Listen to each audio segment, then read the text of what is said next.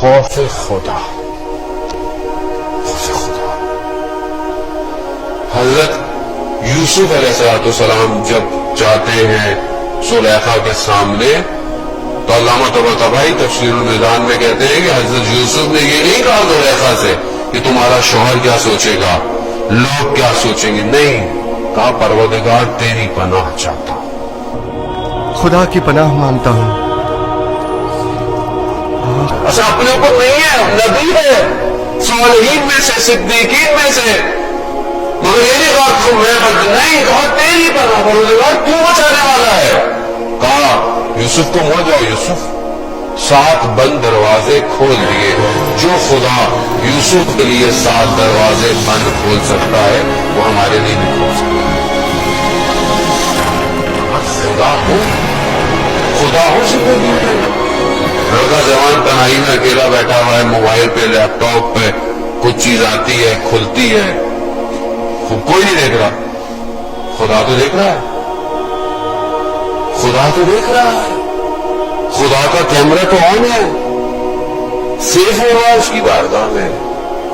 یہی تو ہلکی ہلکی ہلکی چھوٹی چھوٹی برائیاں ہوتی ہیں کہ جو میرے قلب کو سیاہ کر دیتی ہے. اور پھر میں کہتا ہوں میں نماز میں کھڑا ہوتا ہوں، میری کیفیت پیدا نہیں ہوتی مولانا صاحب. میں جو ہوں وہ کوئی اچھا کام کرنا چاہتا ہوں، میرے رزق میں رکاوٹ آ رہی ہے. یہ ہے، یہ نیچرل ہے. وہ جو شادی شدہ افراد ہیں ان کے لیے ہے، گھر کے اندر مشکلات ہے، لڑائی ہو رہی ہے. کیوں ہو رہی ہے؟ کیونکہ ہم میں تیار متوجہ ہوں.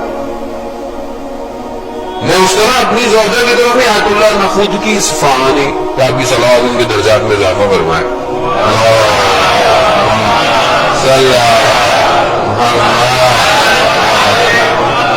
شخص ان کی خدمت میں آیا، کہتے ہیں کہ میں جب میری نگاہ کنٹرول نہیں ہوتی تھی نامحرم کی طرف تو میں نے کہا کہ شادی کر لوں. میں نے شادی کر لی، مگر اس کے بعد بھی میں نے دیکھا کہ میں نہیں کر پا رہا.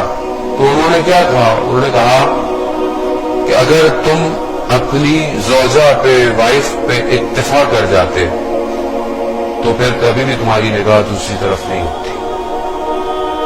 یعنی انسان اگر ان ارتباطات کو الہی ارتباط، الہی رابطہ سمجھے تو انسان کبھی بھی دوسری طرف متوجہ نہیں ہوگا. اور زیادہ محترم امام خمینی ارشاد فرماتے ہیں کہ ایک نگاہ نامحرم انسان کو 100 سال پیچھے پھینک دیتی ہے. 100 سال پیچھے پھینک. 100 سال تو زندگی نہیں ہے، 100 سال تو زندگی نہیں ہے ہماری. ہماری زندگی کتنی ہے؟ آج تو 20-25 میں آدمی فارغ ہو رہا. ہر چیز فاسٹ فوڈ ہو گئی نا، فاسٹ ہوتی جا رہی ہے. بندے فاسٹ جنازے بھی فاسٹ جا رہے ہیں، جلدی آ رہا. میں 40-50 سال زندگی گزاروں، ایک نگاہ خدا نہ خواستہ ہو تو میں تو ویسے ہی مائنس میں ہوں. معاملہ سخت ہے، معاملہ اتنا آسان نہیں ہے جتنا ہم سمجھ رہے ہیں. یہ تو لطف کر رہے ہیں کہ اہل بیت کے ماننے والے کو آپشن ہے ہمارے پاس. باغیوں کے پاس تو آپشن بھی کوئی نہیں ہے.